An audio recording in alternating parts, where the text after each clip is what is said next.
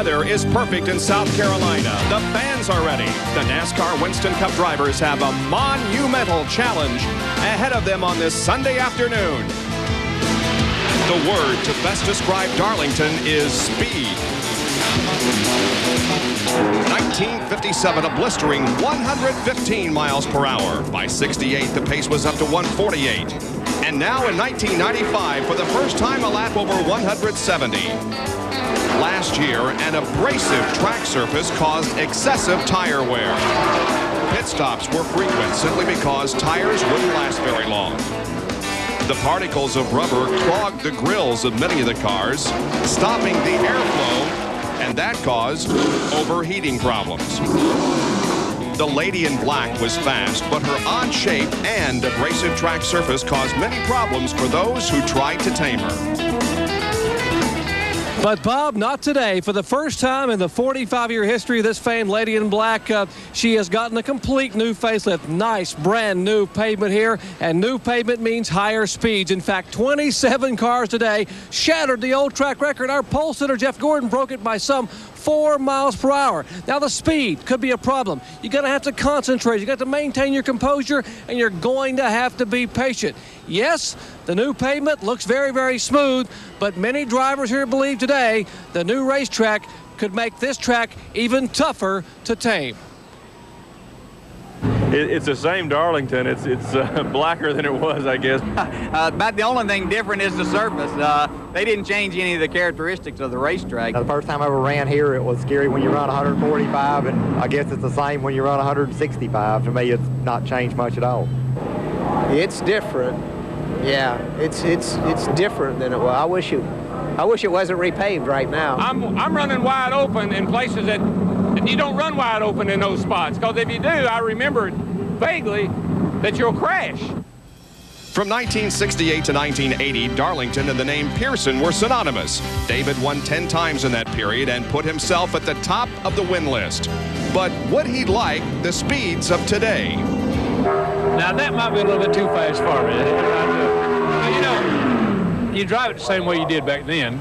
Since 1982, however, the man to beat here at Darlington has been Dale Earnhardt. He's racked up 9 wins and today could tie Pearson's mark.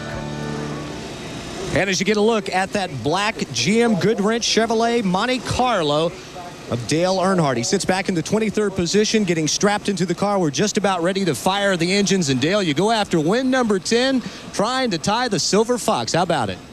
Well, I don't know. You know, he's a tough character, and it's a tough racetrack. So we just want to get through the day. It'd be great to tie his record, but still, I've always admired David Pearson. He's taught, and I learned a lot from him. So it'd be pretty impressive to be in the same group as the David Pearson, and especially a racetrack like this, it's tough to tame. Well, a lot of people say starting back beyond 20 can be a handicap, but not for Dale Earnhardt, Bob. Well, we've only gotten 4 races into this season, and already 3 poles and 2 wins for this young man from Pittsboro, Indiana, Jeff Gordon. Here's Bill Weber. Well, Jeff Gordon is on the pole, sitting in his DuPont Chevrolet, ready to roll out over 170 miles an hour. But, Jeff, that's only part of the story. Your teammates are 1, 2, 3. That's an amazing accomplishment. I'm sure you'd like to bring it home that way, and that would be your 3rd win. Well, yeah, it sure is. I mean, it looks like the guys I'm going to have to battle are my own teammates. But, you know, that's the thing with Hendrick Motorsports. They build great race cars. They're building great engines right now. And the guys we're really having to worry about are our own people. How about the track, Jeff? How do you like it?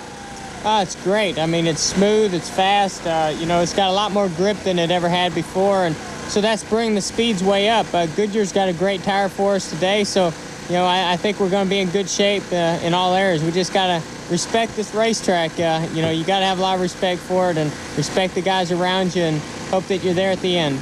He's been very fortunate in his career, but this is one track where he hasn't had a lot of success. But 22,000 extra reasons to win today. That's the Unical bonus. Back up to you, Bob.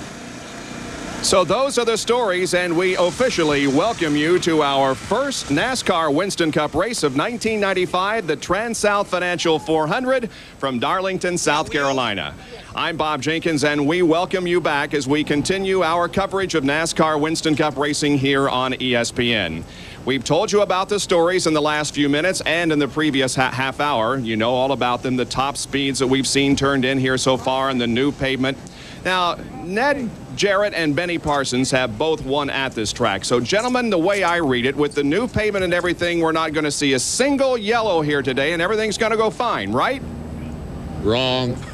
Jenkins, you know better than that. This is Darlington, and I think by listening to the drivers' fans, you know that they still respect this place. At 170 miles an hour, this racetrack becomes more narrow than ever before. It's going to be tougher than ever, Ned. Yeah, I think it will be tougher than ever, and really the track will be an equalizer. The fastest car don't always win here at Darlington. We've seen it so many times in the past. Will we see it today? Well, we don't know. But we have a big day for you here on ESPN, and Dave Despain can tell us more.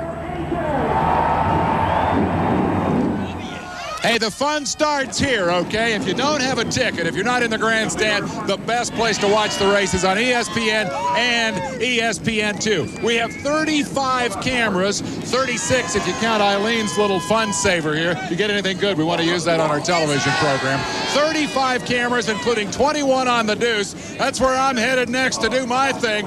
Stand by for all the excitement. The TranSouth 400 coming up on 2 Networks. ESPN Speed World is being brought to you by Allied Signals Autolite Spark Plugs, guaranteed for 2 years, no matter how far you go. By the more than 1,000 AutoZone stores across America. AutoZone, the best parts in auto parts. And by Valvoline, the #1 choice of America's top mechanics. And the cars begin to roll off the grid here at Darlington, and after a couple of warm-up laps, we'll be going green for 400 miles of racing. It's a 1.366-mile oval here at Darlington, 1,228 feet on the front stretch and the back stretch. But notice the corners. Corners 1 and 2 are banked at 25 degrees and are much tighter than turns 3 and 4, which are banked at 23 degrees. As far as the race analysis is concerned here this afternoon, we will go 293 laps. There you see Jeff Gordon's pole speed. The record for the race is 139.9. They should be pitting between laps 60 and 65, and the purse is over $1 million. The starting lineup for today's race. On the pole is Jeff Gordon at 170.833. Terry Labonte is second. And Terry had his first start here in 1979 and his first win in 1980. The second row, there's the third member of the Hendrick team. Kenny Schrader started third alongside the first Ford off Ricky Rudd. And folks, you saw that pit win of 60-65 laps. That is for fuel, and they will be able to run that far on tires, no problem today. How much did you win by when you won the Southern 500, Ned? Just 14 laps. Close finish. I don't think we'll be seeing that kind of a race here today. And you can see the new pavement there. As the cars came off turn 4 on the inside, you can see where the old pavement started and the new pavement. There we go. We can see on the right side the light color. That's the old pavement. The pit road has not been repaved, although there's no reason to pave pit road at 35-40 miles an hour. What is the pit road speed? Probably 55? 55 miles an hour today. And speaking of pit road, there are 23 drivers that are pitting on the front stretch. The balance of the field is pitting on the back stretch. And here you are seeing some of those now back in row number 13 and 14. Jeff Bodine and Michael Walter back in row number 14. Jimmy Spencer and Craig Sachs occupy row number 15. Steve Kinzer is in the field without having to take a provisional. Jeremy Mayfield and Billy Standridge back in row 18. We move now to those who had some problems qualifying. The provisional starters are Mast and Marcus and Wallace and Allen, 41st and 42nd. Many in-car cameras. Here's the one on Mark Martin. Now here is Ricky Rudds. We're also in the 16 car of Ted Musgrave. Darrell Walter. There's a face look. There's Morgan Shepherd in the Citgo Ford getting ready to go. Kenny Schrader will carry a camera. He's right behind the pole center, and Michael Waltrip has a car or a camera on the top of that car. Here we go green, and the TranSouth Financial 400 about to get underway, and there's the green flag.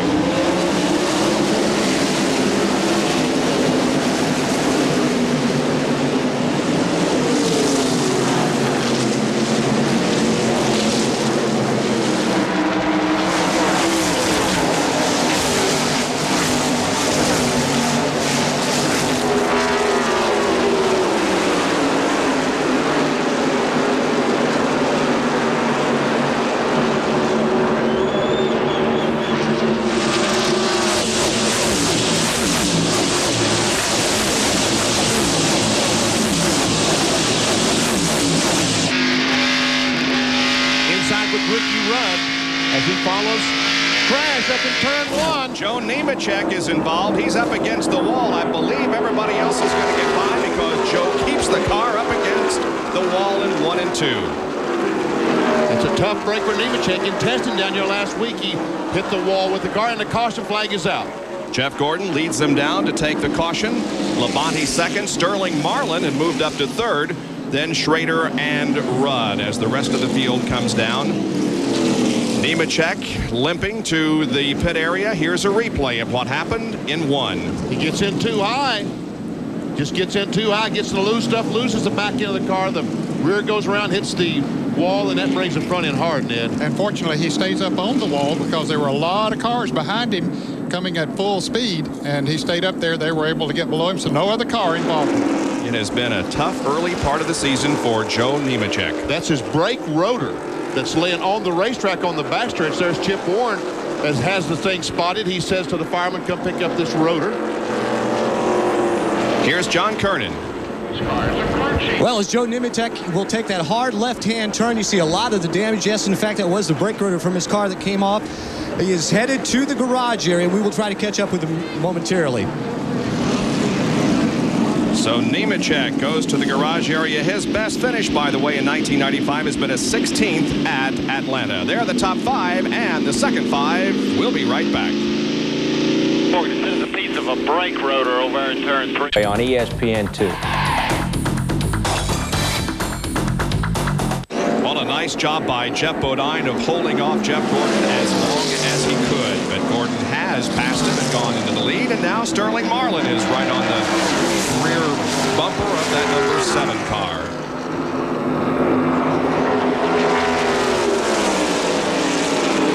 We see that Jeff Gordon has pulled away 3 or 4 car lengths just in 1 lap. As here comes Sterling Marlin on the inside. Oh, and he and Jeff Bodine make contact. Whew. Sterling Marlin pulled up just a little too soon. They made contact, and both of them almost spun out. Here's Bill Weber with more on Jeff Bodine. Well, this team is thrilled with their performance so far. From 27 to 7 in just 40 laps. They only took 2 tires on a pit stop to do that, but they could use something to lift their spirits. In the last month, they lost a couple of crewmen. They had one of the administrators leave. The other day, they had a mechanic working on their car. A wrench slipped. He had to get 5 stitches to close the gash above his right eye. But right now, they're very happy with the way they're running, and they'd like to hang on. Of course, they're at a disadvantage. They're pitting on the backstretch here at Darlington. He continues to hang on to third at the moment, but Terry Labonte is right there now.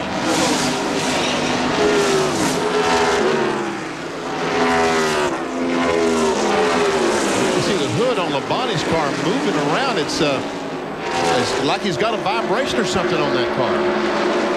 Talk about Labonte. Here's a Labonte that's moving up through the pack is Bobby Labonte. He is now being shown in the 8th position. He came out of the pits in about 12th or 13th, and he has moved up through the pack. Also here, Jeremy Mayfield, of course, in the 98, and Ward Burton in 31. There you see that Labonte started 11th, and his progress up to 8th position. Bobby has sort of been battling the flu the last several days. Was feeling real bad yesterday, but he's doing a good job here today. And there is Dale Jarrett, who is in 11th position after starting back in 26th. So things going well for Dale Jarrett. There are the statistics on him. Dropped back to 27th at the end of 10 laps, and then has moved up to 11th. Dale had a poor qualifying effort, and as a result had to pit on the backstretch, but on that yellow flag pit stop when everybody stopped, he picked up about 5 positions on some of those that were pitting on the front stretch. So it's not as bad as it used to now that they speed the pace car up after they drop off those pitting on the front stretch. John Kernan is with Ricky Craven. Ricky has won 3 of the last 4 Rookie of the Race awards, but Ricky, you're here in the garage area today and they're working on the engine. Is that the problem? Yeah, you know, we dropped the cylinder, or worse, I'm not sure. Kodiak Chevrolet, the team has been working so hard, and I feel bad for them. You know, they deserve better than this, but we took it on the chin today. We'll go to Bristol. Bob? So Craven, another victim, not necessarily of a crash, but he too is in the garage area. New crew chief on board with that team. Rick Wren is crew chief now on the Kodiak car. Got to see Ricky Rudd, Derek Cope. Oh my goodness, there's Ken's in the middle of a sandwich between Todd Bodine and Ken Schrader. And an excellent decision by Steve to back out. Yes, it was. Here's Jerry. And Kenny Schrader has been complaining that he has gotten a vibration in the Budweiser Chevrolet that's gotten considerably worse. That's why he has backed out and has now dropped out of the top 10 and running back in 14th position. He rides high on the racetrack, and you see Todd Bodine make a move beneath him in the car number 75, and Dick Trickle will follow him through. Kenny Schrader once again complaining of a vibration. Ken House said we hope it's just an equalized tire and not something in the engine. Back upstairs. All right. You know, the Hendrick cars have been complaining, Ned, of vibrations. Jeff Gordon, the most races that he's won this year, both times he complained of a vibration. And a little bit ago, I saw the hood on the 5 car really dancing around. And now it doesn't look that way. I don't know if it was air a while ago, but the hood was just dancing like it had a vibration as well. Yeah, it could have been now. Could have been the fact that it was running close to another car at that time. It could have been the air off of it that was causing that. But you're right. Jeff Gordon has definitely had the vibration problem in some races. It hasn't affected his running, or certainly not affected the winning, but it's something that you try to get a handle on, and certainly they've looked, but just haven't been able to find it.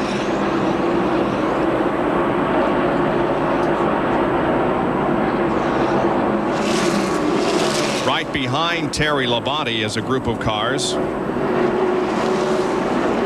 Ricky Rudd leading them. Derek Cope is there, also with Bobby Labonte and Ward Burton. That's 5th, 6th, 7th, and 8th.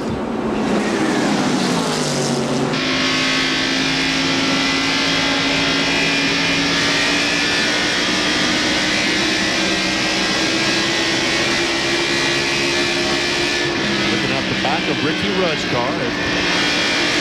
Derek Cope. Almost a 2-second lead for Jeff Gordon over Sterling Marlin, and a 6.5-second lead over Ricky Rudd, who was running in 5th. As Rudd passes by Loy Allen in the 27 car. And we can see that Derek Cope is caught in behind the Loy Allen car. And look as Rudd is just driving away, and they're 3 abreast behind him. They're splitting Loy Allen as Ward goes to the outside, Bobby to the inside, and now Morgan Shepherd goes high around Loy Allen in turn 3. And Dale Jarrett tries to get by the 98 car of Jeremy Mayfield. Well, this racetrack is so difficult when you put traffic out there. It's not easy by yourself out here. On Friday, 15 cars hit the wall in practice and qualifying. 15 cars. Yeah, the new pavement has certainly not changed her in terms of being cantankerous, because she has already claimed several victims today, and we've got 232 laps to go in this race as we show you an Auto Light field summary where everyone is running at the present time. All those cars still in the lead lap.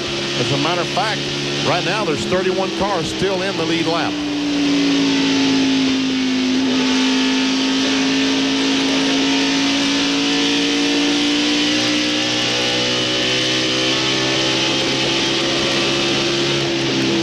Be back with our live coverage here at Darlington in a moment. Jeff Gordon is leading at the moment over Sterling Marlin. Stay with us. ESPN Speed World from Darlington, South Carolina, being brought to you by Chevrolet. One car company has won more races in the history of NASCAR, genuine Chevrolet. By Firestone, America's tire since 1900. And by McDonald's. Have you had your break today?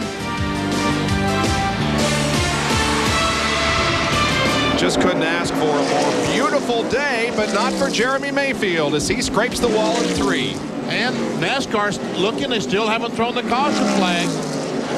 Oh, and Todd Bodine about crashes as he came off turn 4. Nice save by Todd as he took evasive action getting around Mayfield. Now Jeremy drops to the inside of the track, and that's where he should be. No caution.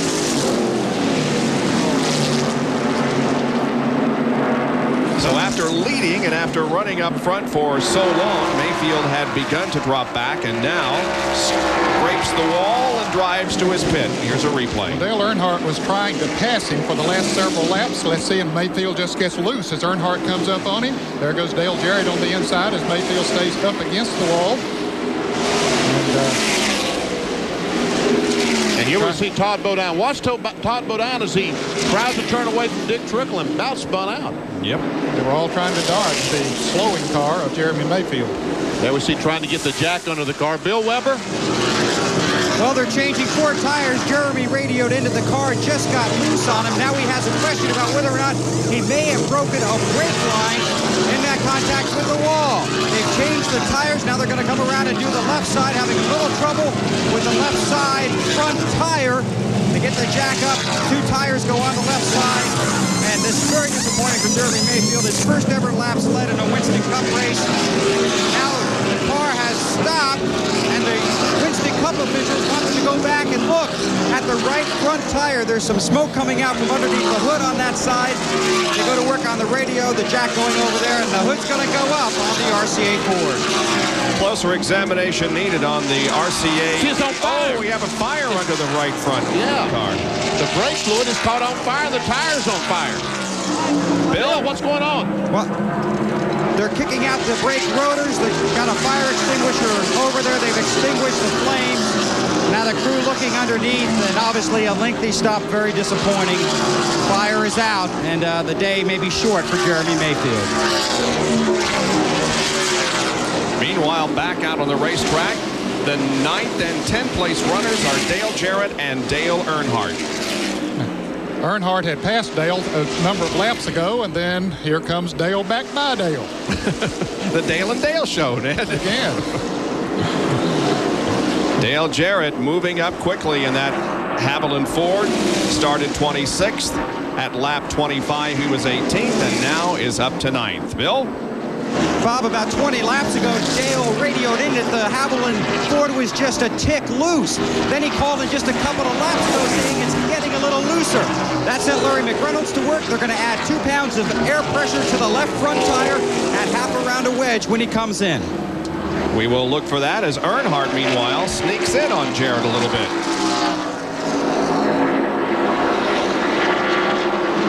And they're closing in on Morgan Shepherd, the Citgo Ford. And I got to give a call to Ward Burton, the Hardy's car. He's been able to get by Bobby Labonte and Ricky and the crash. He gets together with Kinzer, and Bobby Labonte's and Rudd is crashing in the back straightaway. 3 or 4 car crash, and still Ricky Rudd is taking hits out there. I believe there are more cars. Well, the visibility back there in the backstretch is practically zero, and a whole bunch of cars coming down, but I think that the worst of it is over. Oh, man. Morgan Shepherd, Dale Jarrett, and Dale Earnhardt had to really all get on the brakes and get slowed down, but they did make it through. So we're riding with Morgan there right now. Well, Rudd's car is a mess. Yeah, we can see the heavy steam smoke coming out of that car. Steve Kinzer drives away. Here is a replay. Ward Burton and Kinzer get together. Kinzer turns back across the racetrack, and Ward Burton hits Rudd and turns him directly into the wall. And we see the 18 car spinning now. He hasn't hit anything so far. I don't know how much damage that Labonte will have. He goes down to hit the wall then. He comes awfully close. I couldn't tell if the front end got against the wall or not, Benny. But pit stops are taking place right now. Let's go to the pits and Jerry Punch. And 3 of the top 4 cars are pitting here within a few pits of each other. You're watching the triple split. 24, 4, and 5. The 5 on the bottom of your screen, Kellogg Chevrolet, getting right side tires. Likewise, they've already put right sides on the lead car. 24 of Jeff Gordon, left side tires going on the Kodak Chevrolet of our Daytona 500. Where there's going to be a race out of the pits as the 5 is still in. Here's the 24 and the 4, and it'll be Gordon first, then Marlin, and now Terry Labonte. 23.8 seconds. Labonte having a little bit of trouble with the left side tires. Here's John Curtin in the back pits. Derek Cope leaves his pit stall after a 4-tire change. This was a caution period that they really needed. We had noticed Derek, after running in the top 10, had started drifting backwards. His car had gotten very, very loose, so they changed 4 tires, sticker tires, and they added 1 round of fight. Let's go to the backstretch now and Bill Weber. Jeff Bodine is coming gone. It was 4 tires for the Exide 4. Now they're working on the Haviland 4. They've already added a round of wedge. The right side tires are on. The fuel is in, tightening the lug nuts on the left side. The jack is down. Dale Sherritt back trying to gain valuable position out of the pits. Here on the front stretch, meanwhile, Bobby Labonte is in. Doesn't look like, Benny, there's any damage on that car, but he sure tore up the tires. There's some damage on the right rear of the car. John, is there damage on the right side?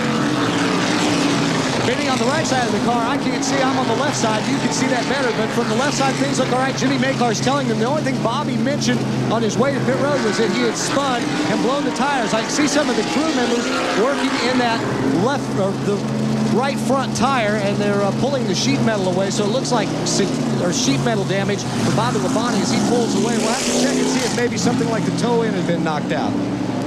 Well, he was in for over 46 seconds while they assess the damage to that. Let's take a look at this incident again, which occurred as the cars came off of corner 2.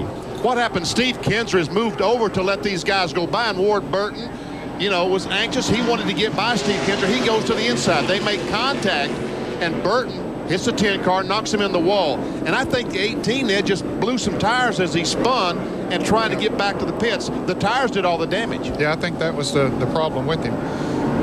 And as a result, Bobby Labonte lost a lap when he came in for his pit stop.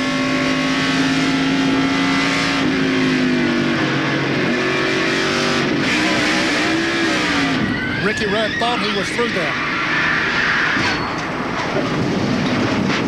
Wow, pretty hard licks there on the inside. He thought at one time he was through that, and then a car spun and hit him from the inside and shot him right around. And Labonte is back on pit road as Ricky Rudd stays in his car while it is hauled back to the garage area in pitiful shape. We'll be back in just a moment to Darlington. Today here at Darlington, the Family Channel Blimp, currently in the area as part of its 95 nationwide tour dedicated to promoting the power of family by using the blimp to support charitable organizations involved with special needs of children and families. That is the view that it has over the racetrack. Here's Dr. Jerry Punch. Well, we're continuing on the front of the Hardy Chevrolet, or what's left of the front of this Chevrolet. Ward Burton has worked his way into the top 5, and Ward, a moment ago we saw some contact between you and Kinser. What happened? Kinser probably thought I was up above him. Of course, he's a lap car, and we got in there side by side and coming out the corner full throttle, and I think he pulled down a little bit. I know he's trying to learn, but it's a heck of a way to go out running top 5, but hopefully we'll be back next week.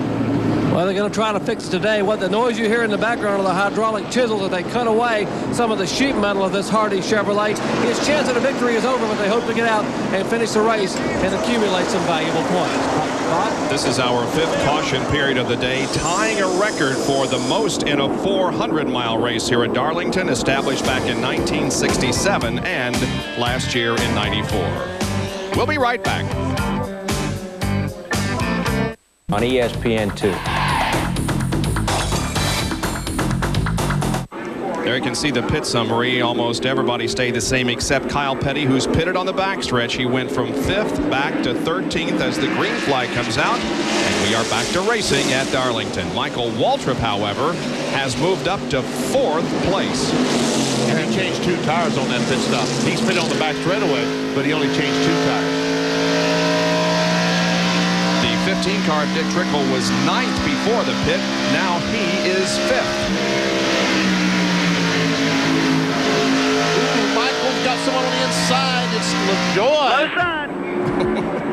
And the spotter told him low side. That was Morgan Shepherd coming up on the low side. And Dick Trickle now coming up there as well. We've got more low side competition. Stick the nose of his Ford in there. It does. After the 16. That means it'll be clear after the 16.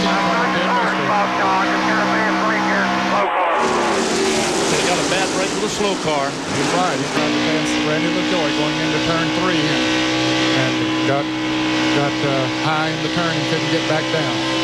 And you can see just how much these drivers depend on a spotter all throughout the race, and just how intense, as Ned Jarrett talked about in our pre-show, just how intense the job is for the spotters. For every lap, they've got to sit there and tell that driver. Good copy, Mike. Just hang in there. You're doing good. And not only do they tell the driver what's going on, but they give him some encouragement. Pump that boy up. And he is doing good after all he's been through today. Bobby Labonte is all the way back to 17th position. He came in, Bob. He made a pit stop, made a good pit stop, and got back out. But then the next lap had to come back in. They made a chassis adjustment on the left rear of the car, and he pulled off with the wrench in it. Had to come back out to take the wrench out, so that gave him bad track position. It's David Jones in the 77 car. He's in 21st position, but only a lap down. There are 19 cars still being shown on the lead lap. It's amazing after all we've been through here today. 173 laps to go. Roy Allen, the Hooters car, the number 27 car. Boy took a provisional to get in. Started 42nd.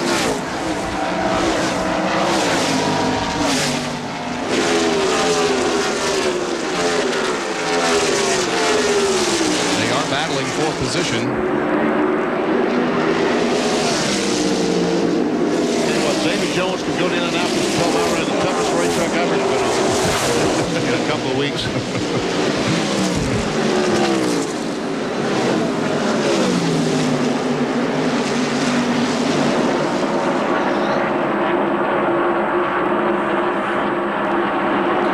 We're going to show you Dick Trickle's total off-time track. His second pit stop, which came on lap number 75. The total time, 37.7, reflects the time he gets off the what time he starts coming into the time that he gets back on the racetrack and up to speed. Yes. He should be stopping again, as you can see, on lap 131. We're looking back at Dick Trickle from Morgan Shepherd. Sitco in car. Now, I'll be surprised if Dick Trickle stops on lap 131 because it hasn't been that long since they were in the pits. We'll see.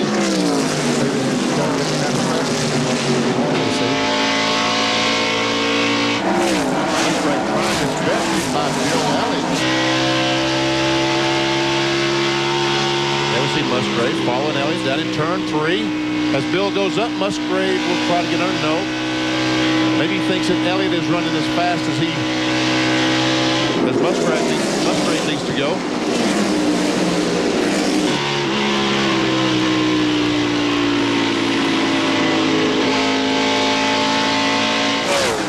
Musgrave still looking to the inside of Bill. Musgrave is a little quick with Elliott right now. I think so too. Can't get by. Being faster and getting around are two different things. What they say, catching them and passing them is two different things. Right. Especially with a guy like Bill Elliott, has a lot of good experience here at Darlington. He's won 5 times on this racetrack. Bill Elliott has. He's won this event twice and the Southern 500 3 times. His most recent win in this event was in 1992. But he finally did get by Bill Elliott, McDonald's car. So now Musgrave is 6th, Elliott is 7th. Not going to be a hamburger today. He's not going to steal anything. He'll get everything he earns. He'll earn everything he gets, I should say. Right.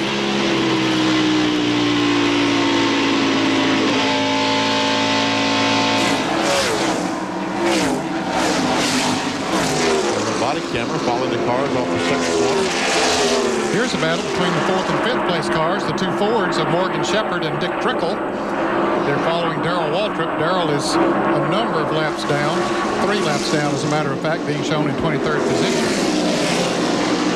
He made an unscheduled pit stop, a green flag pit stop, I should say. Yeah, it was unscheduled early in the race. Went 2 laps down at that time. As you can see, Trickle pulls up right on the rear bumper of Morgan Shepherd. I can't believe he's doing this. We're listening to Morgan Shepherd's radio conversation. Telling his crew and spotters, I can't believe that Darrell Waltrip isn't letting me by. Son of a bitch is 3 laps down. And they said he's 3 laps down. He should be able to move over and let him go by. Is that what he said? Yeah. Couldn't hear that. Look at this. 3 abreast down the front stretch. Somebody better back off. Oh, and Kyle Petty went down to the apron. Good move, Kyle. And Michael Waltrip was the guy that backed off. He still is driving the smart. Whose side? He's driving a survival race, and it may be the best thinking. Yeah, it's good. Very smart. This is another spot to Derek Cope. Cope's been running pretty doggone good today. Yep. And Bobby Labonte still continues to run so well. He's trying to get by Michael Waltrip. Can't make the pass.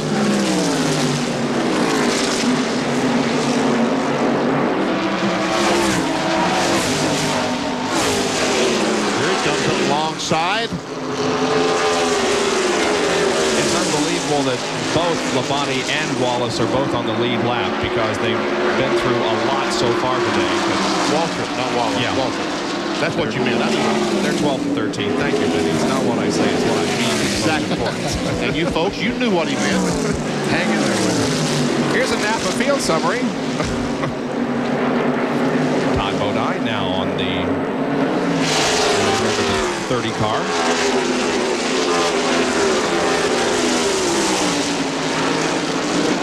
"19 cars on the lead lap. John Andretti, Brett Bodine, 15th and 16th. Bobby Hamilton also on the lead lap. He's 17th. Rick Mast is still on the lead lap. He's in 18th position.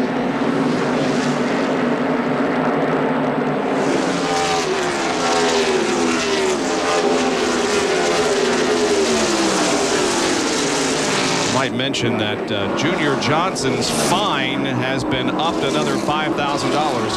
He appealed and they lowered the fine, and then he appealed again, and on the second hearing he was fined another $5,000. Yeah, they lowered it $10,000 on the first appeal. Yeah. And he appealed it again, and then they raised the fine. Right. There's the interval between first and second. Dale Earnhardt is your second place driver, as Jeff Gordon continues to lead, looking for his third victory of 1995. ESPN Speed World coverage from Darlington is being brought to you by cold-filtered Miller Genuine Draft, making the world a very cool place, and by Quaker State, the intelligent oil for longer engine life, and by Goodyear, #1 in tires.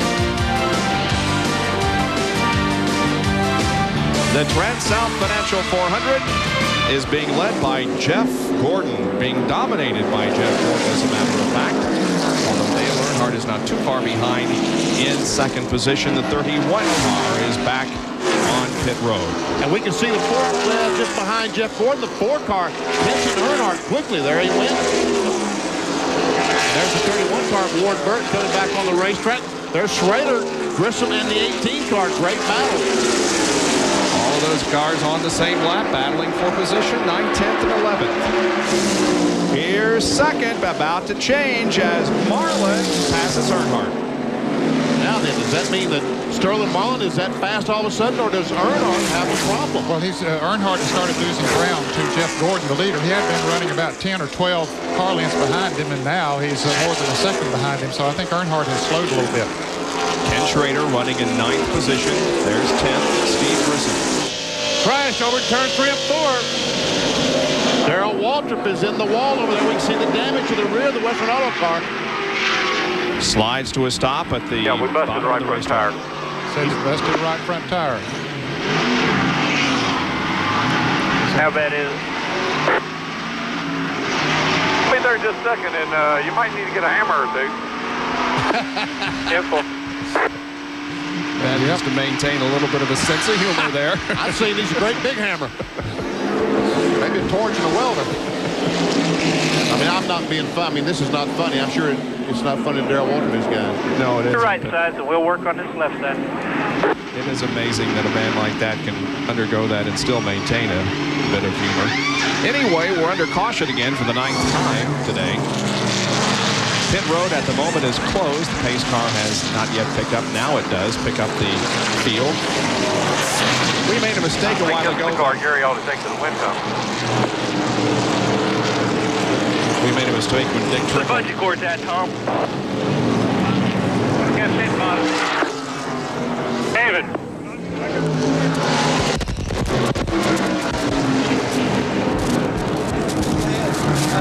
Bungee cord is just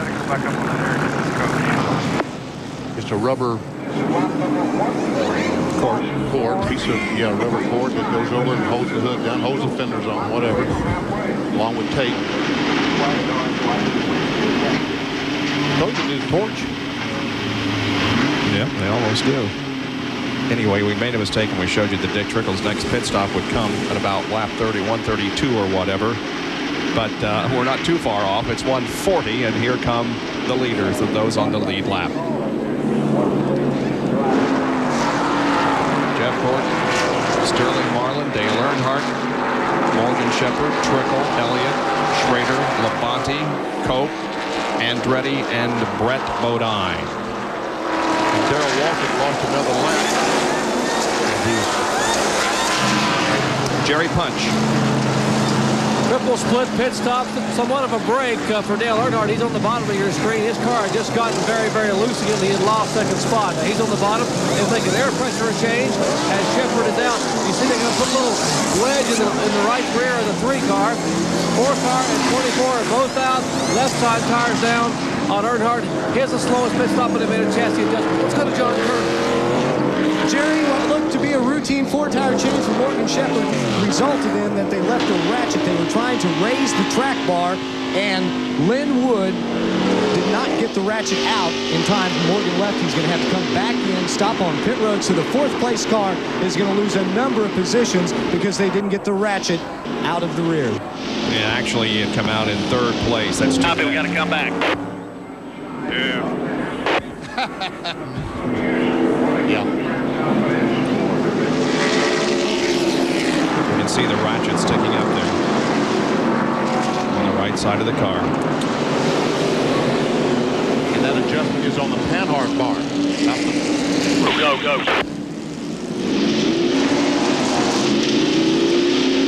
Go ahead and quit making so many adjustments, eh?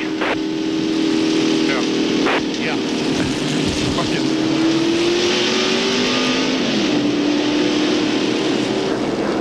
All right, let's take a look at this most recent incident from Darrell Waltrip's roof cam.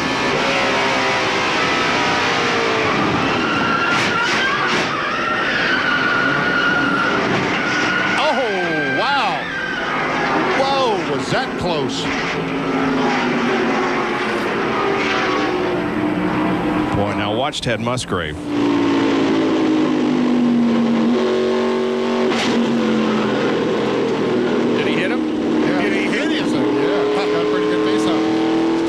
Tell you he hit him. Man. It has been an interesting afternoon at Darlington, and we still got quite a few laps to go. We'll be back with more in a moment. Oh, here anyway on ESPN2. We have been racing for a lap and a half. Jeff Gordon is still up front. Randy LaJoy, who has tried on numerous times to get a lap back, at the moment is at the tail end of the lead lap, but Jeff down his neck, as are Sterling Marlin and Bobby Labonte. We'll watch this as Benny tells us more about that machine that Jerry told us. Well, I don't know if I want to say any more about the machine. Here we go on the outside, and here comes the scorecard on the inside. But I was talking to some of the mechanics there, and we showed just how much difference it made by putting 2 pounds of air pressure in the tire, how much stronger it made the tire. When these tires get hot, after 4 or 5 laps, they build up to 16 pounds of air pressure above what they start at cold. So you can see how much different that the tires get, and that's why the teams are trying to run the tires a little lower on air pressure to take care of the buildup. Yep. That's amazing. He's trying to get him, and here comes the race to the lead, and it's the 4 car. And he and Gordon make contact. And look at Labonte! Oh my gosh, he came flying up on Gordon and got to the inside and took second. I believe that Jeff Gordon, his spotter, Mr. Phillips, said, hey, that 18 car is coming in a hurry because he was coming almost too fast to stop if Gordon had cut down a little bit there. And so, good defensive drive. I think this is the first time in the race that Jeff has not run either first or second. He's back to 3rd. All the way back to 3rd. Yeah. What will he do? John Kernan has more on Bobby Labonte. Bobby had complained that the car was, we've got to spin the 42 car. Kyle Petty sitting out there. Bill Elliott hit him. Yep, Bill Elliott hit him. badly damaged in turn 3. That's too bad. They had a good run going. He was in 8th position. And we see all the damage to the rear of the car. And Elliott's car was heavy damage to the right front. And a fire. Yeah. Fires on the right side. I guess he's just trying to start the car, I guess, and the exhaust pipe, the flame is coming out the exhaust pipe. We see Kyle says he got into oil in turn 3 is the reason the car went around on him. There we see Kyle jumping out. He's trying to undo his radio that he forgot to unhook. Now he's back in unhooking all that. All right, let's take a look on replay. He's already sideways. And right in the middle of a pack. This first one's got through, but here comes Elliott. He hits his right front, hits Kyle's front. And I believe that's the only 2 cars that made contact in the spin. Here's Bill. He tries to get under him. Can't quite make it. Davy 6 Jones. inches a foot. Yep. Maybe. Davy Jones just missed. All right, we have tied the record for number of cautions in a spring race here at Darlington. There's Kyle Petty. He's okay. Back in a moment. Darlington, it's year number 2 of NASCAR Shop Talk, and an F-16 heading over to Bill Elliott, our special guest. I think I'll fly this at home this afternoon. You'll be home in a hurry. Bill Elliott joining us on Shop Talk following today's race. Stay with us. Ironically, Bill Elliott has just been involved in a crash with Kyle Petty that has dropped him a lap down back into 18th position. Kyle Petty continues to run back to his pit area. He's been running since he left the car in turn 3. Must be in pretty good shape. Must be in pretty good shape. I'd be huffing by now, wouldn't you? He's waving to us as he goes by. Hi, Kyle. The car is a mess. Yeah, it is. Once again, we'll show you what happened. A lot of drivers had reported there was oil on the racetrack, and Kyle found it. He found it, and around he went. There he is, just losing control. The back end goes around. He comes down, and when he goes up, he's going to do some damage to the rear of the car. Now we're going to get the front. There it is, Bill Elliott. From Michael Waltrip's in-car camera, he was right behind it.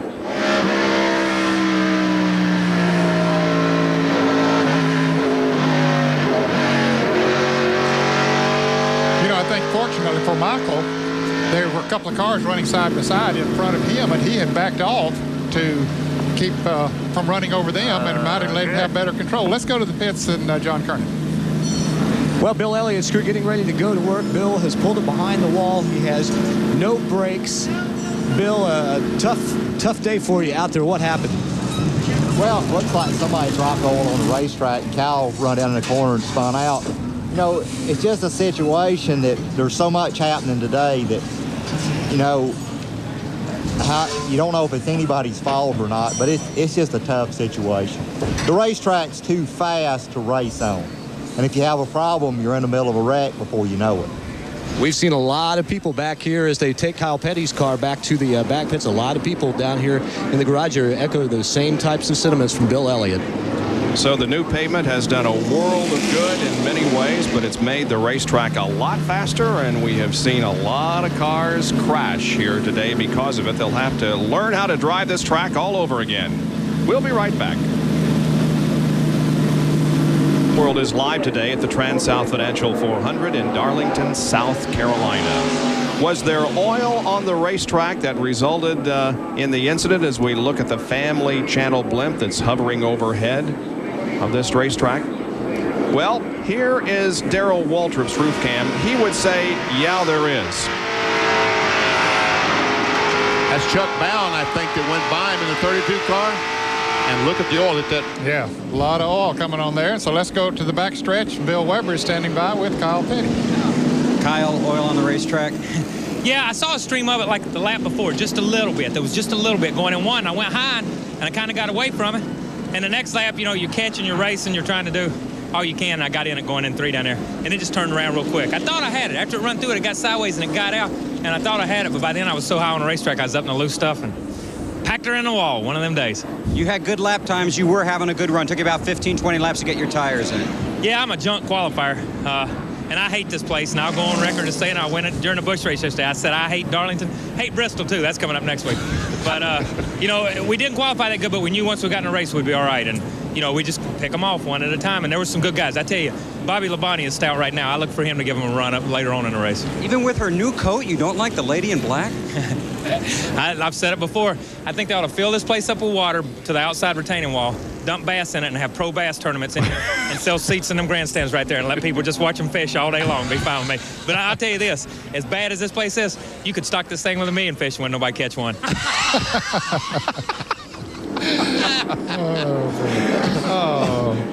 All right, let's take a look at our Budweiser race recap. Currently, Sterling Marlin has led 9 of the first 196 laps. 11 changes for the lead, 11 caution flags for 55 laps, and we're averaging only 117 miles an hour.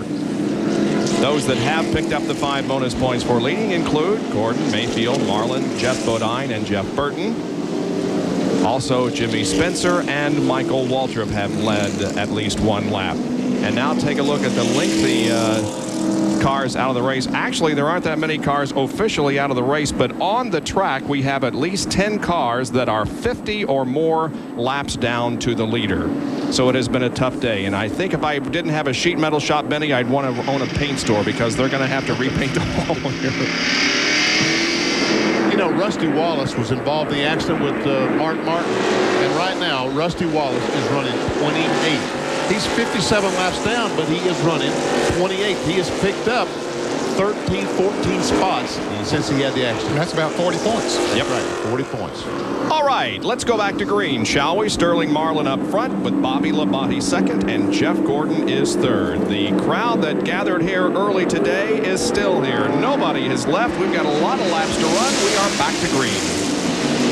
And none of the leaders made a pit stop. Whoa! And Bobby Labonte gets in the 22 car, and Jeff Gordon right in front of Jeff Gordon.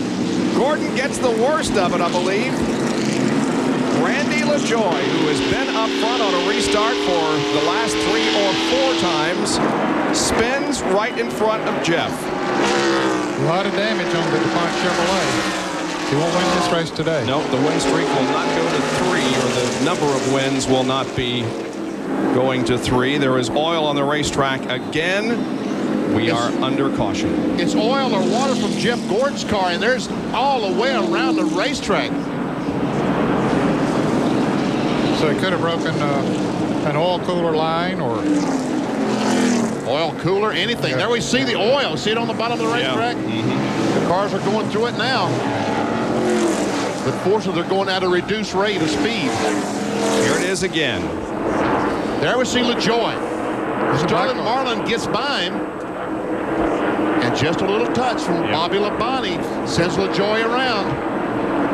And Bobby Labonte might have touched him down just a little bit with the left side of his race car, but he certainly didn't have the damage that Jeff Gordon had. Here it is from the blimp.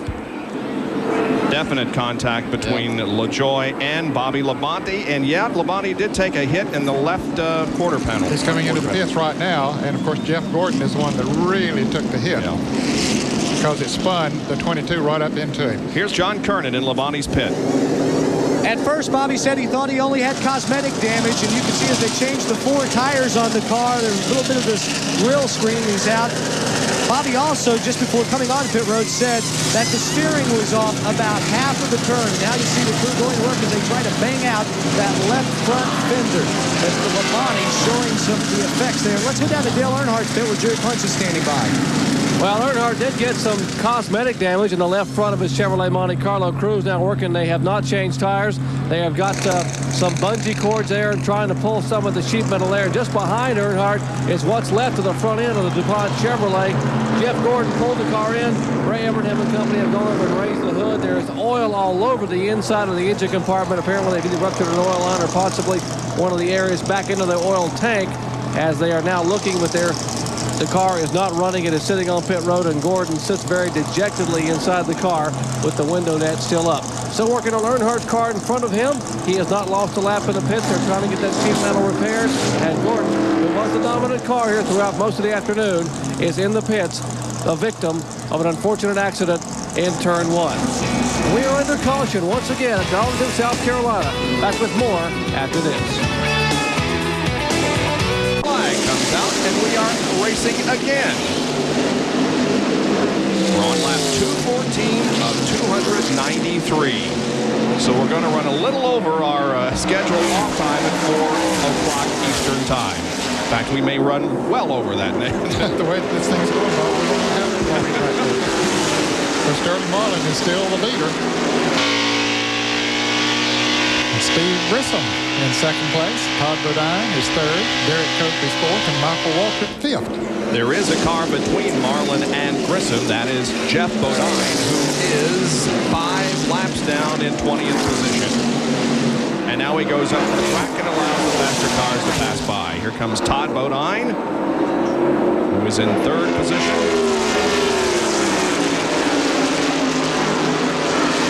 Remember, these cars that are in the top 5, in fact, all of them, excepting Sterling Marlin, are pitting on the backstretch. So that hasn't been a big disadvantage today. The only disadvantage has been running into the wall here today. I mean, if you can survive this one, you're going to run up front. Yep, dodging the wrecks has been the key to survival. The Auto Light Field summary showing you where everybody is running at the moment, and we'll show you that indeed there are 16 cars on the lead lap with Morgan Shepherd, the last car on the lead lap. A lot of cars have been wrecked. Only a few officially out of the race. But a lot of cars are either still behind the wall or out there running with a lot of body damage. And we got another car in the wall. A big one over in 2. And this could be a big one. This Look, is a still big coming one. in there. Bobby Labonte is in it. Jeff Burton is, and somebody hit the wall really hard on the inside that I did not see. Dick Trickle is involved in it. There's his Ford. That might have been the one you didn't see, Bob, because there's a lot of damage to it. I think there's somebody down there on the far right of the screen. Maybe not. But there is. There's another car in the smoke. Yeah. Wow. There's the car. 2 cars. Okay, it's Rick Mast. And Bobby's body is not feeling too good. No, he isn't. He's gotten out of the car, but he is hurting. Oh, what a tough break for all of these guys, really, that have just... And the emergency crew is at the side of the Rick Mast car. He had not lowered the net, so he is also indicating that he is not feeling well also. There's this pit crew running over just to make sure that he's okay. Those on the lead lap are coming into the pits. The 29 car of Steve Grissom did not pit here on the front stretch. He's over on the back stretch. But there you see Earnhardt and Schrader, and Cope is also in. John? 4 tire change underway for Derek Cope. They'll put the left side tires on. This car has had problems with getting loose on long runs. They've been making adjustments with air pressure and also with their weight jack. Now let's go down. The 4 car, I guess, is left in, and Landon Earnhardt is also leaving pit road. Schrader along with John Andretti and Brett Bodine heads down pit road. And they are calling for an ambulance from here on the front stretch to go over to Rick Mast and Bobby Labonte. You see 2 ambulances there right now, and they've called for another one to leave the area here on the front stretch. Here is the replay. Is that the 47 car? Yeah, I believe it is. Billy Standridge. Billy Standridge. He's going to touch Rick Mast. Touched him just a little bit, sent him around right in front of Bobby Labonte. Bobby tried to get slowed down, tried to spin sideways into him, and you watch those cars go down across the track. Labonte gets hit hard by... Was that Jeff Bodine? That was Dick Trickle that hit Labonte really hard. And Rick Mast went down and caught the inside wall hard. Yeah, almost head on. And then the car spun around and hit on the side. So Mast took a really hard shot, as did Bobby Labonte. We'll try once more to look this way. There we see Mast going around up into the inside wall. And there comes Trickle. Boom, right in the side of Labonte's car. Jeff Burton also spins, but I don't think he ran into anyone. The Rebesta's car, I don't believe hit anything. now from Morgan Shepherd's roof cam.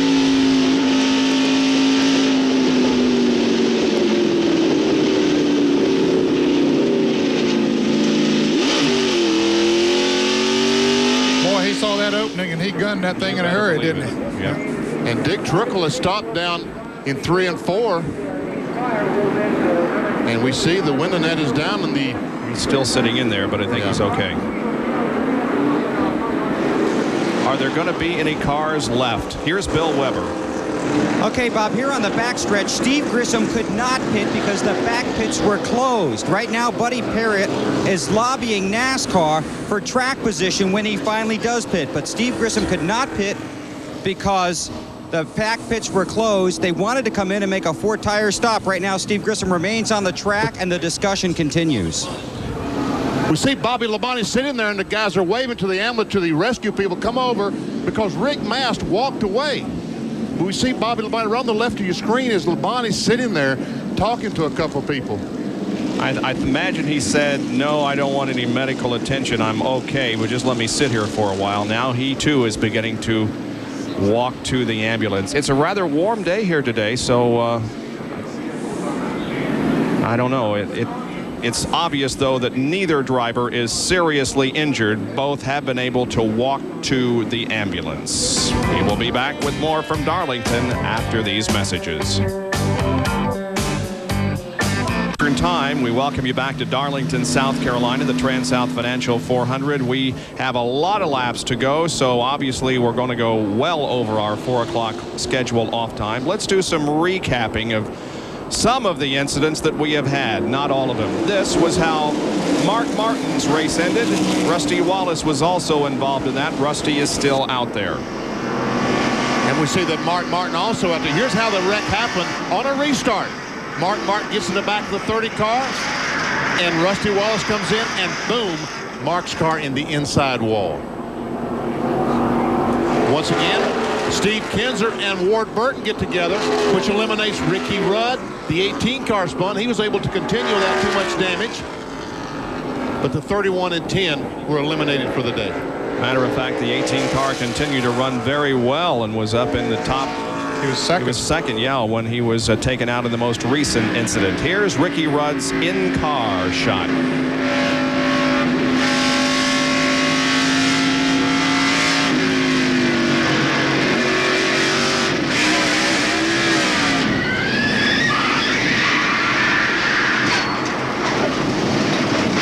Well, I'll give you whiplash. Man, I'm telling you. All right, here going down in turn 1. The 87 car, Nemechek, this was early on in the race. This was the first caution flag, as a matter of fact. And we knew from that point on we were in for a long afternoon, although Joe has been able also to make repairs and get back out there. Here is Greg Sachs hitting the wall. This is one of a couple of incidents that he's been involved in. And that was a one-car accident. And now watch Terry Labonte pass Jeff Bodine and then get the car loose. And Bodine goes up, and watch Terry Labonte. He saved it, folks. Unbelievable. Totally sideways and saved it. But then the next lap, something did break on Labonte's car, and he crashed in almost the same spot coming off turn 4. Darrell Waltrip was involved in an incident.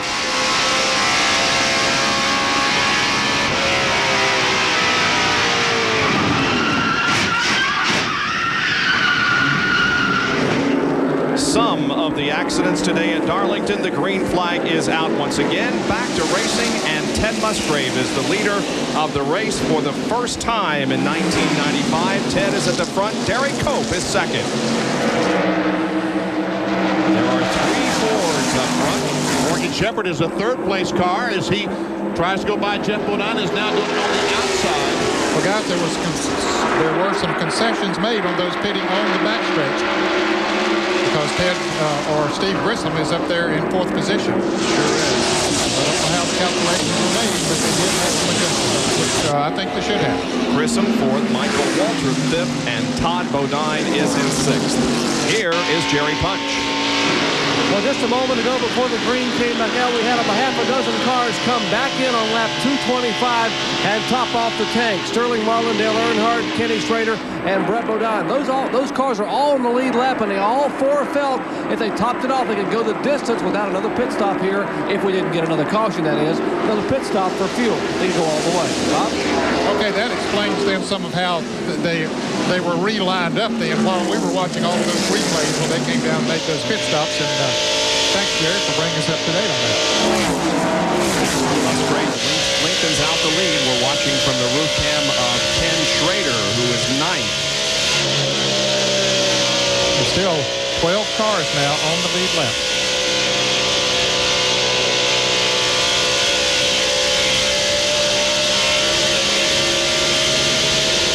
From the 25 car of Ken Schrader. Looking at 3, Dale Earnhardt, and the 4 car of Sterling Marlin. There's a race for third place between Morgan Shepherd, the 21 single car, Steve Grissom, 29, the black and yellow Meineke Chevrolet. That's for third place.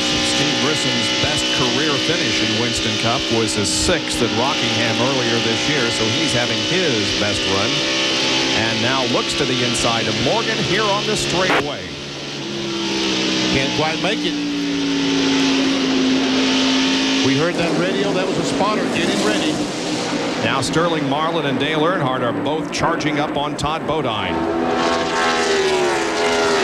Sterling had a notion to try on the inside going into turn 3, but decided different.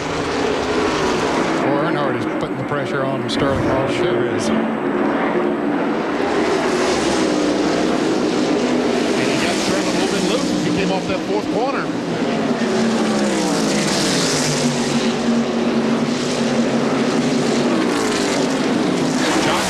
With Rick Mast.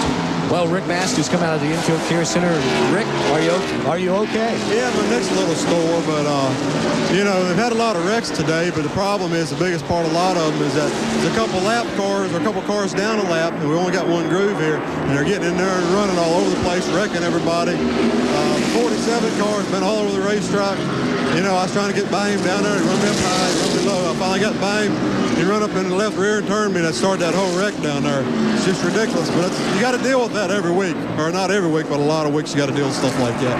It's part of it. Well, Rick Mast is okay. Glad to report also Bobby Labonte is still being checked out. They brought him in. He was favoring his left side, Bob. And positions being changed up front as Todd Bodine passes Morgan Shepherd. Here are Earnhardt and Sterling Marlin right behind Morgan. Wow, Rick Mast was telling what happened over turn 2. You saw Dale Earnhardt get by Sterling Marlin. A 2.5-second separation between 1st and 5th. Now here's Earnhardt passing Morgan Shepherd at the end of the backstretch. Tape flapping on the Citgo Ford, showing wounds of earlier accidents today.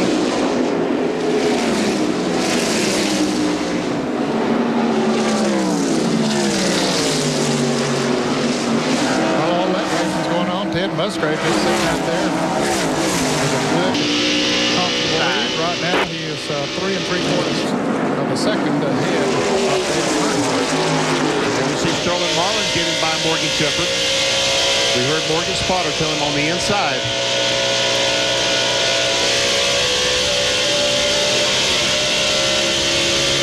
We talked earlier about Ken Schrader and how he has had the worst year of the 3 Hendrick drivers, but he's the only survivor of this one. And he's trying to get by Morgan Shepherd. Makes a run, coming off the 2nd corner, and he does take his spot away. Puts Schrader up into 8th. For those of you just joining us and you saw our recap, we did not show you how Jeff Gordon was taken out of the race. He was also involved in an accident that's put his car behind the wall. As we watch this, they're trying to push Jeff. Well, they are pushing Jeff Burke's car down the pit road, trying to restart his car. Something's happened to it. He was not. He spun coming off the 2nd corner, but didn't look like he hit anything. But the car will not restart. And he drove right to the garage area after that incident, but now it's back on pit road. But they're pushing it back again as we continue to watch the action on the racetrack. The 75 and the 3 are battling for position. Todd Bodine and Dale Earnhardt for 5th.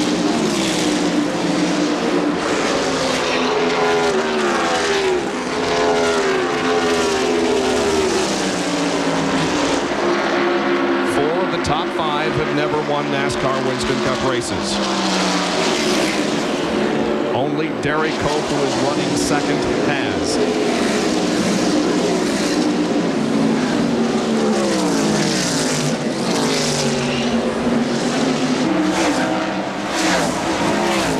Both of those wins came in the same year, 1990, when the Daytona 500.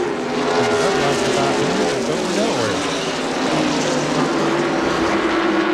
Walker going by Jimmy Spencer. Todd Bodine closes in on him, and Dale Earnhardt, I should say, closes in on both of them.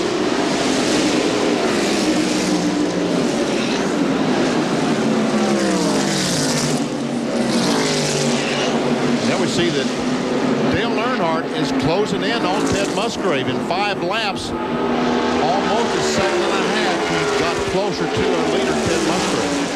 All that courtesy of AutoZone, showing you the on-track interval between laps 234 and 238.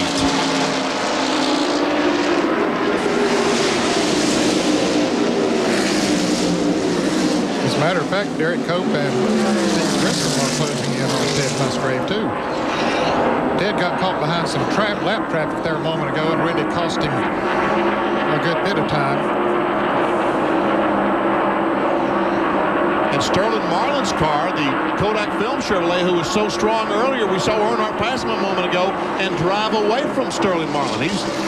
So it looks like Sterling's car is just not handling properly right now. There is Sterling, who has dropped back several cars behind Earnhardt. John Kernan has an update on Bobby Labonte. Well, I just talked to his PR man, Larry Camp, and Larry just came out of the Infield Care Center from talking with Bobby, and they're observing Bobby right now. He's complaining of pain in his left shoulder. It's bruised up, is what Larry says. Of course, Bobby's suffering from the flu, dehydrated, so they're giving him some fluids, trying to rehydrate him. Right now, Bobby Labonte is being observed in there. We don't know if he's going to be transported. Larry Camp doesn't seem to think so. He thinks it's just a bruised left shoulder. Now let's go to Bill Weber. Well, back here in the Meineke Monte Carlo pits, we're watching Steve Grissom catch the leader at about a half-second a lap. Big crash, though. Up in turn 1, and Brett Bodine and somebody else.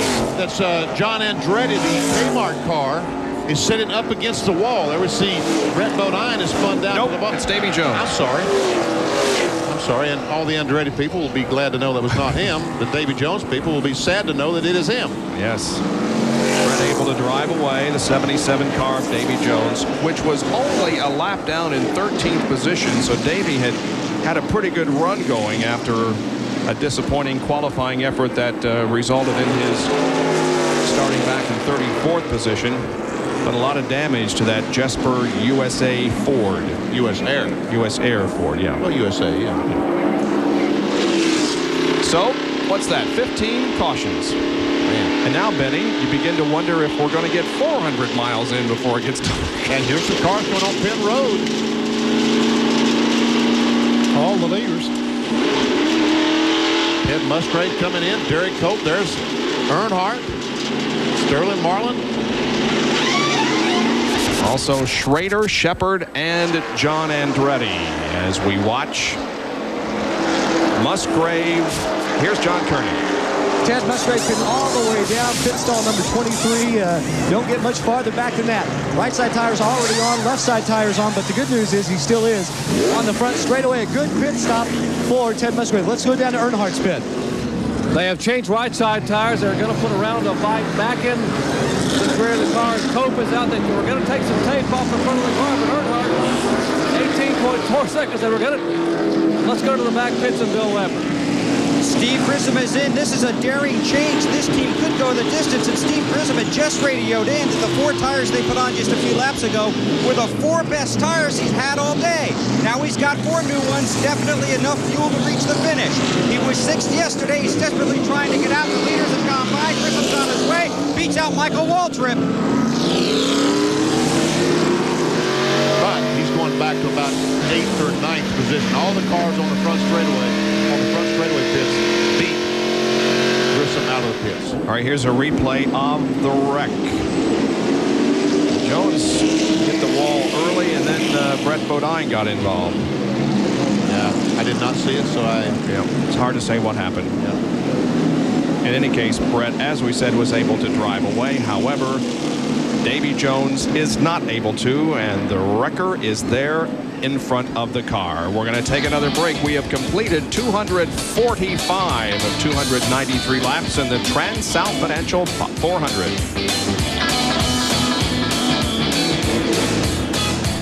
September of '92, the Family Channel Blip has delighted thousands of spectators with appearances at fairs, festivals, and sporting events like this one in 90 cities and 35 states across the country. And they are hovering overhead today, providing some overhead shots. Now, that pond that Dave Despain referred to earlier today at the top right of your screen. That ain't it. Okay. That's not it. Excuse me. I'm better English than that. That's not it. Okay. But it's water. It's a pond, and there's probably fish in it. You didn't know what I was going to say. I was just going to say that pond there that you see has a lot of fish in it that Kyle Petty may be trying to catch right now. While we speak, as we speak. Guess who's leading? Dale Earnhardt. For the first time today, as a matter of fact. That is correct. Yep. As Jarrett pointed out. All right, let's check the summary and see how that happened. Musgrave was first, but comes out third. Cope from second to fifth. Grissom third to seventh. He's on the backstretch. Mike Waltrip fourth to eighth. He's on the backstretch. And Earnhardt gained 5 positions from sixth to first. Jerry? Well, Dale Earnhardt came in and we saw his pit stop. Now, what they had talked about was putting a round of bite in the car, but I guess in the hurry to try to be able to beat the 4 car out of the pits, that's not what happened. I was calling the pit stop and said they're going to put a round of bite in the car to tighten it up, and that's not what happened. They actually took a round of bite out of the car. So now Earnhardt is 2 rounds of bite away from where he would like his car to be, which means he's probably going to be quite a bit looser than he wants to be when we go back to green flag racing.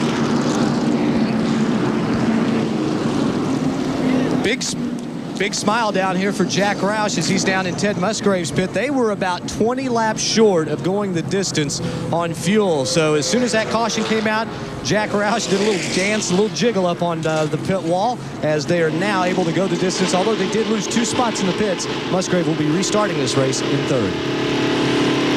Watching from Ted Musgrave's in-car camera, and let's watch Dale Earnhardt's pit stop, Benny, and maybe we can see what they did. Well, they see they're putting the wrench in the right side, and they're tightening down. They're on top of the spring. Right below that is where they adjust the Panhard bar. They tighten that bolt down, or yes, turn the bolt down, and that does take wedge out of the car, just like Jerry Punch told us, and loosens the car up. And they wanted to go the other way. They wanted to loosen that bolt. Well, we'll see how he does here when we go back to racing. Still no indication that we will do so. So we will take another break. And be back in just a moment with 248 laps completed. Dale Earnhardt is your leader now over Sterling Marlin and Ted Musgrave.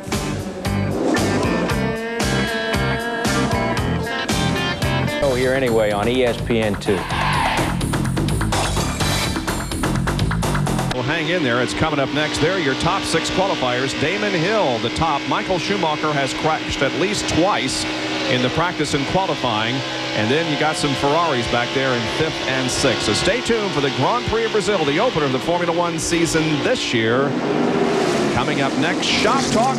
Well, stay tuned and we will have information regarding when that will be on a little bit later. This race has gone slightly beyond what we thought it would.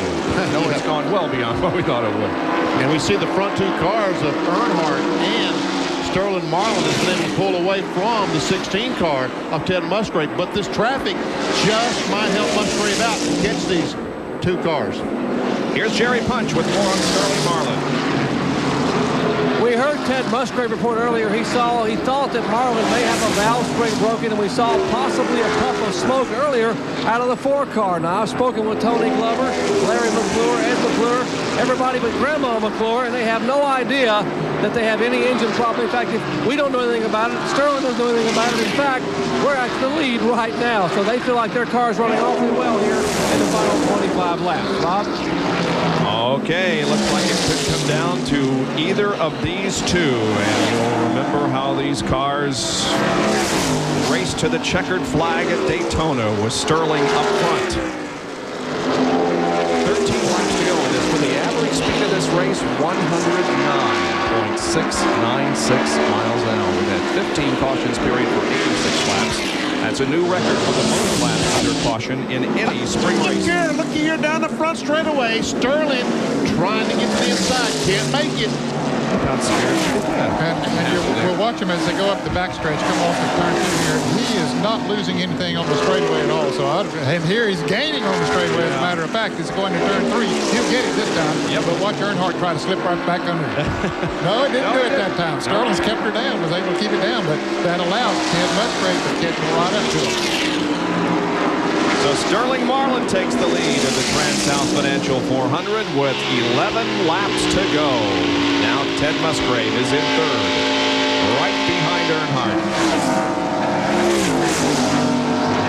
Sterling Marlin's going to check out on him here now, guys. Yeah, Earnhardt's car has went away, has gone away. I think that loose situation that Jerry Punch talked about, the rare mistake by the Childress team, took a round to wedge out instead of put a round in it. To make a world of difference. Car on a track like this. But you got to feel that Dale Earnhardt will still be satisfied with what he gets out of this race, because although he wants to win as many races as possible this year, you know that in the back of his mind is the 8th championship that he is on the way to at this point. There is Mike. That's Mike Wallace there. The 90 car. And there's a race for, what's that, 4th place? Yes, it is. Todd Bodine still on the move in the factory stores Ford, trying to move around Derek Cope. Since his last pit stop, he has been on the move. He really has. Apparently they made some adjustments on his Ford. He is on the go. Move Derek back to 5th. Way back behind them in 6th place is the car number 30 of Michael Walker. Running in. Well, he's running 6th and Michael Walker 7th. Yeah. The 47 car of Billy Standridge will register, or is on his way to registering, his best career finish ever. He was 24th here in September. There was late speed by him in the Span car.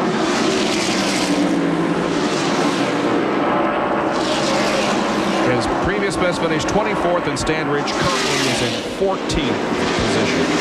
Continuing to watch 2nd and 3rd here, Earnhardt and Musgrave. There's Kenny Schrader being lapped as you see Sterling Marlin passing him. Schrader just went 2 laps down. He's in 11th position. Had that flat tire. Lost a lap there. Now he's lost another. Ed, I got a question for you. You know, NASCAR was going to impound a Ford, Chevrolet, and Pontiac today to take to the wind tunnel and see which car was the best.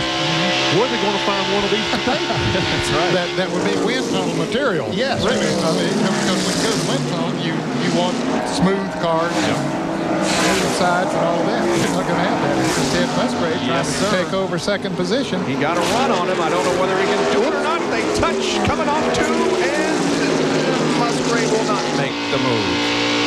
We would like to thank Racing Electronics for providing the in-car radios that we have enjoyed here on ESPN and on the Deuce this afternoon.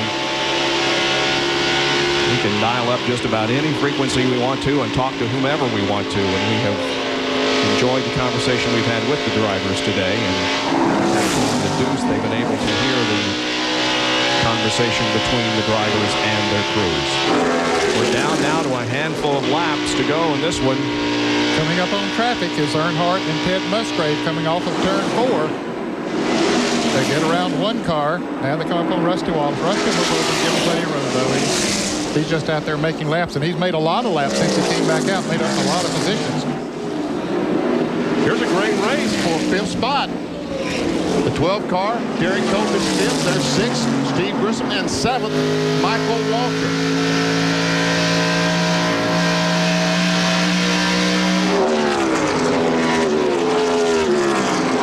Johnny Andretti is going a lap down in 10th position.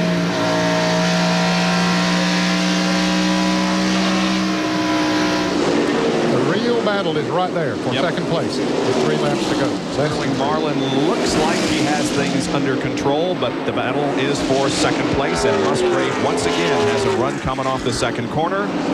Just cannot.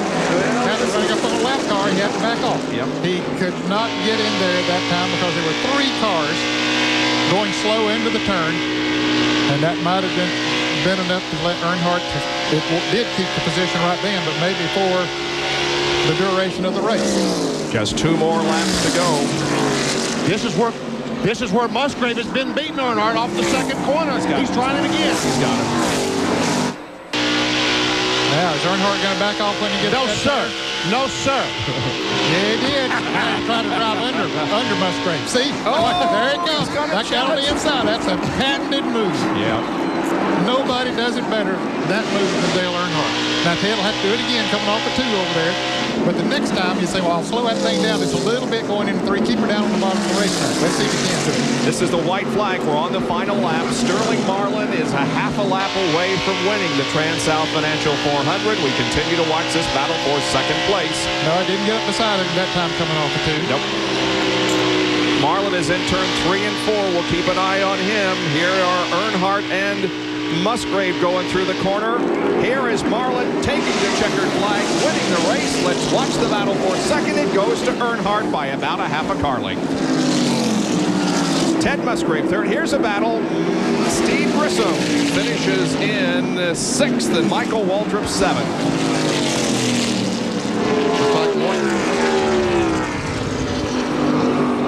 And Bill Weber was with Tony Glover. The celebration is on, and you drove those last 20 laps. I watched you. Congratulations. Well, I always wanted to be a race car driver and never got the opportunity, but I liked riding with Sterling. How about that? You guys won at Daytona. You come back here, a wild Daytona. You ever seen anything like this? I tell you, it's one of the wildest races I've ever been through in my life. And, you know, I hate Jeff Gordon had his bad luck there because, you know, it was going to be a good race between us and him. We never had really showed our hand yet, but he had an awful good race car. Chevrolet Monte Carlo. Well, you know, the Chevrolet Monte Carlo is a good race car, but if you look at that 16 coming in there, Ted Musgrave, he had a heck of a good race car today, too.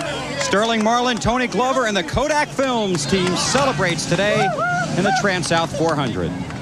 Sterling Marlin was not able to back up his win at Daytona last year. He has this year. And he receives congratulations from members of various crews as he comes down and heads for victory lane. Sterling Marlin from Columbia, Tennessee wins in the Kodak Film Chevrolet. But Tony is right. Musgrave in the Ford hung in there, and Todd Bodine in another Ford had a great day. There's the 3 car of Dale Earnhardt, which finished in 2nd position.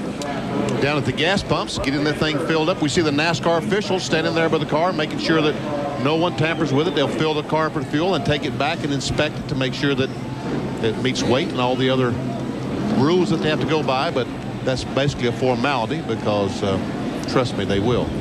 Andy Petrie looking at the car and saying, wonder where we missed it today. Sterling isn't going to be able to eat into Earnhardt's points lead by very much. They both led, of course, and because of the point system, Sterling will pick up very few points. 5, as a matter of fact. Since neither of them led the most laps, that distinction went to Jeff Gordon, who, of course, was eliminated in a crash, as were several others. Well, there's a happy guy. Taking that helmet off.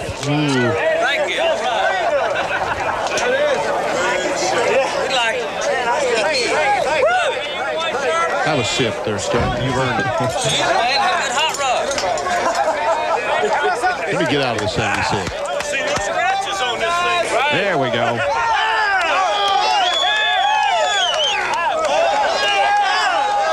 Tim Morgan there with the mustache. Jerry Punch is right there. And the celebrating continues. A big hug for crew chief Tony Glover and a big swig of Gatorade. Sterling, congratulations on a tremendous day. A survival afternoon for you. Man, I ain't never seen nothing like it. You know, Tony, he's the best. He taught me all the way through it and be patient, and had a real good car, the Kodak Delco Badger car, and just sat there and rode when we needed to and run hard when we had to. And the car just followed us all day. They gave me great pit stops, and everything worked out great. How close were you at times to some of the onslaughts, the melees that took place out there? I missed every one of them. I guess it's all behind us. And one time we got some state around, like hit the wall off two, but we got a little loose one time, adjusted wrong, and fell back. But they adjusted the car right back and come right back to front. Now, some of the drivers said you might have had a problem with a valve spring or something late in the race. You weren't taking off on the restarts. Was that by design? It looks like we had the wrong ratio in the transmission. We was about 4,000 RPM. We need to be about 4,500, and we just couldn't take off. Last year you didn't capitalize, didn't take the momentum from Daytona. This year you have. What's been the difference? Well, we've run the same as we had. I tell you, the crew's really worked hard all winter, built these new Monte Carlos and practiced pit stops. They've been practicing pit stops all week. We got beat Atlanta a little bit, and they give me great pit stops, and, the team's pumped up and fired up, and I am too, so we're going to try to win this championship. Any questions at all in your mind that you could get Earnhardt with the final 25 laps when you went back to green? Well, our car seemed to be the best on the long run, and I could run Gordon down a little bit, but we just couldn't go on new tires, and just worked out that we didn't get a caution toward the end, and him didn't get a chance to get tires. Sterling, congratulations. Thank you, Jerry. Sterling Marlin's third career win comes at the track too tough to tame, the 39th annual TranSouth 500, and Sterling brings that car to victory lane for the second time here in 1995. Bob? And he becomes the 33rd different driver to take the checkered flag in victory here at the track too tough to tame. And we will be back with more from Darlington, South Carolina. And the TranSouth Financial 400 won this afternoon by Sterling Marlin. The Sterling Marlin fans are celebrating here at Darlington after their driver won today. Quest for the Cup standings. Dale Earnhardt remains on top. Sterling Marlin remains second, and Mark Martin remains in third position. Derek Cope jumped 5 positions today as fourth in the points. Terry Labonte lost 1 position down to 5th. Ted Musgrave jumped 6 positions to 6th. Morgan Shepherd jumped 3 positions. Jeff Gordon lost 2.